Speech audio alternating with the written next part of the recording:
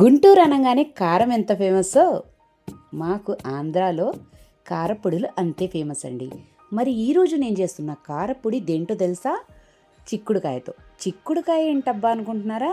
మరి అంతేనండి, చిక్కుడుకాయ సీజన్ వచ్చింది. నాకైతే మాత్రం చిక్కుడుకాయలంటే చాలా ఇష్టము. మరి అన్సీజన్లో కూడా తినే విధంగా నేను స్టోర్ చేసుకునేలాగా చిక్కుడుకాయతో అయితే కారపొడి చేస్తున్నాను. తప్పకుండా అందరూ చూడండి, చాలా యూస్ఫుల్ వీడియో ఇది. మా చెట్టు నుంచి అయితే చిక్కుడుకాయల్లో కొన్ని ముదురు చిక్కుడుకాయలు ఉన్నాయండి. వీటితో అయితే కారపొడి చేస్తున్నాను. ఇది చక్కగా స్టోర్ చేసుకోవచ్చు. ఇంకా హాస్టల్స్లో ఉన్న వాళ్ళకి, ఇంకా అబ్రాడ్లో ఉన్న వాళ్ళకి అయితే ఇది చక్కగా చేసి పంపించవచ్చు అనమాట. ఫస్ట్ అయితే ముదురుగా ఉన్న చిక్కుడుకాయలని తీసుకోండి. ఇప్పుడు సీజన్ అయిపోతుంది కాబట్టి చాలా వరకు ఇవే దొరుకుతాయి. సో వీటిలోంచి గింజల్ని నేను సెపరేట్ చేస్తున్నాను. కొంచెం లేతగా ఉంటే మీరు తొక్కులు కూడా వేసుకోవచ్చు. చూడండి, ఎక్కువ శాతం గింజల్ని తీసుకొని చక్కగా మనము నీట్గా ఒలుచుకున్న తర్వాత శుభ్రంగా కడుక్కోవాలన్నమాట. ఇది చాలా టేస్టీగా ఉంటుందండి. మీరు తిన్నారంటే మాత్రము చక్కగా మీకు చిక్కుడుకాయ ఫ్రై ఫ్లేవరు ప్లస్ కారపొడి ఫ్లేవరు నోటికి మాత్రం చాలా బాగుంటుంది. స్పైసీగా క్రావింగ్స్ ఉన్న వాళ్ళ కోసం అయితే ఇది చక్కగా సూట్ అయిపోయిద్ది. చూడండి, ఫస్ట్ అయితే మనము చిక్కుడుకాయల్ని ఎంత నీట్గా కడుక్కున్నామో ప్రాసెస్ చివరిదాకా చూస్తేనే క్లియర్గా అర్థమవుతుందండి. చూడ్డానికి సింపుల్గా అనిపించినా కూడా 1 బై 1 ఎలా ప్రిపేర్ చేశానో అలా చూస్తే మీకు టేస్టీగా ఉండే కారపొడి అయితే రెడీ అయిపోతుంది. సో ఇంగ్రీడియంట్స్ ఒకసారి చూడండి. ఎండుమిర్చి అండి. సో మీకు స్పైసీకి తగ్గట్టుగా ఎండుమిర్చి, అలాగే ఎండు కొబ్బరి, ధనియాలు, జీలకర్ర, చిన్నుల్లిపాయి, కొన్ని మనము పచ్చిశనగపప్పు తీసుకున్నాము. తక్కువ ఇంగ్రీడియంట్సేనండి, టేస్ట్ మాత్రం చాలా బాగుంటుంది. దీంట్లో మనము చింతపండు కూడా యూజ్ చేస్తాము. సో కొంచెం లైట్గా పుల్లగా అయితే మామూలుగా ఉండదు మరి కారపొడి. ఫస్ట్ అయితే మనము ఆయిల్ తీసుకొని 1 బై 1 ఏమేమి వేస్తున్నామో అలాగే ప్రాసెస్ ఫాలో అయిపోండి. ఫస్టే మనం ధనియాలు అవి వేస్తే కనుక అవి తొందరగా మాడిపోతాయి, కొన్ని మిగిలిపోతాయి బాండీలో. అందుకని చెప్పి ఫస్ట్ అయితే మనము ఇలా చిక్కుడుకాయలను అయితే ఫ్రై చేసుకుందాము. ఉడకపెట్టకుండా ఫ్రై చేస్తేనే మనకి స్టోర్ చేసుకోవడానికి బాగుంటుందండి. అందుకని చెప్పి నేను పచ్చి ఇలా కాయలని ఫ్రై చేస్తున్నాను. మీరు కూడా సేమ్ ఇలాగే ఫాలో అయిపోండి. కొన్ని ఈ విధంగా తొక్కలు ఉంటే టేస్ట్ కూడా చాలా బాగుంటుంది. ఎక్కువ శాతము ముదిరి ఉంటాయి కాబట్టి గింజల్ని తీసుకోండి. ఇప్పుడు చూడండి, చక్కగా 1 బై 1 అంటే 2 పార్ట్స్గా చేసి నేనైతే ఫ్రై చేసుకున్నాను.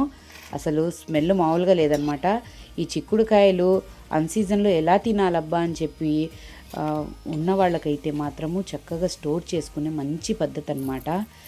పిల్లలు కూడా ఇష్టపడతారండి, అంత బాగుంటుంది. కారం ఎక్కువ అనిపిస్తే కొంచెం చింతపండు పెంచుకోవచ్చు అనమాట. అలాగే ఎండుమిర్చి కూడా తగ్గించుకోవచ్చు. నేనైతే మాత్రం కరెక్ట్గా ఇలా తీసుకున్నాను. చూడండి, నియర్లీ ఇవి ఒక 1 కేజీ దాకా అయితే ఉంటాయి. వీటిని 1 బై 1 చక్కగా ఫ్రై చేసుకున్నాము. ఆయిల్ ఉందని చెప్పి ఫీల్ అవ్వక్కర్లేదండి, ఎందుకంటే కారపొడిలో మొత్తం కలిసిన తర్వాత అయితే కరెక్ట్గా ఉంటుంది. తర్వాత మనము సన్నగా తరిగిన ఎండు కొబ్బరిని, అలాగే ముక్కలుగా మనము పచ్చిమిర్చిని తెంచుకున్నాం కదా, వీటిని కూడా వేసేసి రెండు ఒకేసారి మనము ఫ్రై చేసుకోవచ్చు. తక్కువ మంట మీద ఫ్రై చేసుకోండి, తొందరగా మాడిపోతాయి రెండు కూడాను. అందుకని చెప్పి తక్కువగా పెట్టి మనమైతే ఫ్రై చేసుకుందాము. చూడండి, చక్కగా ఇవి కూడా ఫ్రై అయినాయి. ఇప్పుడు చివరిలో ధనియాలు, జీలకర్ర, పచ్చిమిర్చి ఇవన్నీ వేసేసి మనము ఫ్రై చేసుకుందాము. చూడండి, ఇవి కూడా మాడిపోకుండా స్టవ్ ఆఫ్ చేసేసి ఫ్రై చేసుకోవచ్చు. కానీ ఇంకా మనము కరివేపాకు కూడా వేయాల్సి ఉంది. కరివేపాకు కారపొడికి ప్రాణం అన్నమాట. మరి ఎంత కరివేపాకు వేస్తే అంత మంచి ఫ్లేవరు.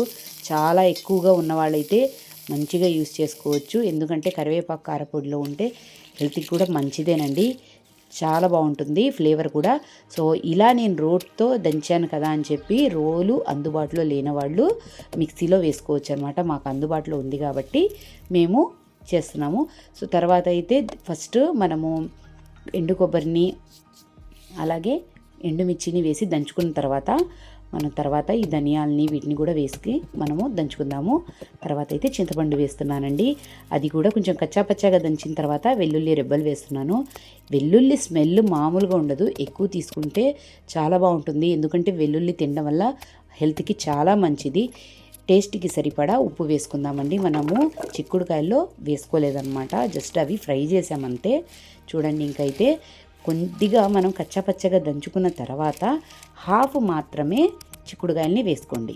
ఎందుకంటే మిగతా హాఫ్ అలా పలుకులుగా తగులుతుంటే చాలా బాగుంటుంది కాబట్టి ఫస్ట్ హాఫ్ ఇలా మెత్తగా అయిపోవాలి. మీరు మిక్సీలో ఆడించుకోవాలనుకుంటే కూడా మరీ మెత్తగా కాకుండా కొద్దిగా బరకగా ఆడించుకోండి. రోలు అందుబాటులో ఉన్న వాళ్ళైతే ఇలా దంచుకుంటే చాలా బాగుంటుంది. చెప్పాను కదా ఫ్రెండ్స్, మిగతా సగం కూడా లాస్ట్ టైంలో వేస్తున్నాను. ఇవి కూడా ఎందుకు దంచుతున్నానంటే ఈ మసాలా కూడా వీటికి అంటే ఈ కారం కూడా దీనికి పట్టేలాగా మళ్ళీ చివరిలో ఒక 1 మినిట్ అలా దంచేసి ఫైనల్గా మనము ఫ్రై చేసుకున్న కరివేపాకు వేసి కొద్దిగా మనము టేస్ట్ చూసుకొని ఉప్పు సరిపోకపోతే వేసుకోండి. కమ్మటి టేస్ట్ గల కారపొడి ఇంకా చిక్కుడుగాయల్ని ఇష్టపడే వాళ్ళ కోసం అయితే సూపర్గా ఉంటుంది. సో స్టోర్ చేసుకోవడం గురించి అంటారా, చక్కగా స్టోర్ చేసుకోవచ్చు. మీ హాస్టల్లో ఉన్న పిల్లల కోసం అలాగే అబ్రాడ్లో ఉన్న మీ రిలేటివ్స్ కోసం పంపించాలనుకుంటే మాత్రం సూపర్గా ఉండే రెసిపీ అనమాట. సో మీకు నచ్చినట్లయితే మీ ఫ్రెండ్స్ అండ్ ఫ్యామిలీలో ఈ వీడియోని షేర్ చేయండి, వాళ్ళకి చాలా యూజ్ అవుతుంది. చూడండి మామూలుగా లేదనమాట, స్మెల్ అయినా సరే. ఇప్పుడైతే నేను టేస్ట్ చేస్తానండి. ఇదే రోల్లో కొద్దిగా కారపొడి మిగిల్చేసి వేడి వేడి అన్నం కలుపుకొని తింటే మామూలుగా ఉండదనిపించింది. అందుకని చెప్పి ట్రై చేశానమాట. పళ్ళెంలో తినడం కంటే కూడా రోల్లో తిన్న టేస్ట్ మామూలుగా ఉండదు. సో ఆ కారపొడి ఫ్లేవర్ కలర్ చూస్తుంటే మామూలుగా లేదు. మీకు కూడా నచ్చే ఉంటుంది. ఖచ్చితంగా ఒక లైక్ ఇవ్వండి. హెల్దీ అండ్ టేస్టీ రెసిపీస్ మన ఛానల్లో ఎప్పుడు వస్తూనే ఉంటాయి. సో నేనైతే మాత్రం ఇంకా లేట్ చేయకుండా రైస్ వేసేసి టేస్ట్ చేయబోతున్నాను ఫ్రెండ్స్. కమ్మటి స్మెల్ అండ్ ఘాటుగా ఉండే ఈ కారపొడి ఫస్ట్ ముద్ద కనుక ఇంత అన్నంలో ఒక్క ముద్ద మనము ఈ కారపొడితో తింటేనా చాలా బాగుంటుంది. నాకైతే మాత్రం చాలా బాగా నచ్చింది, మీకు కూడా నచ్చుతుంది. సో తప్పకుండా ట్రై చేయండి. ఇప్పుడు సీజనే కదా, ఒక్కసారైనా ట్రై చేయాల్సిన రెసిపీ అనమాట. Thanks for watching. Please do subscribe my channel.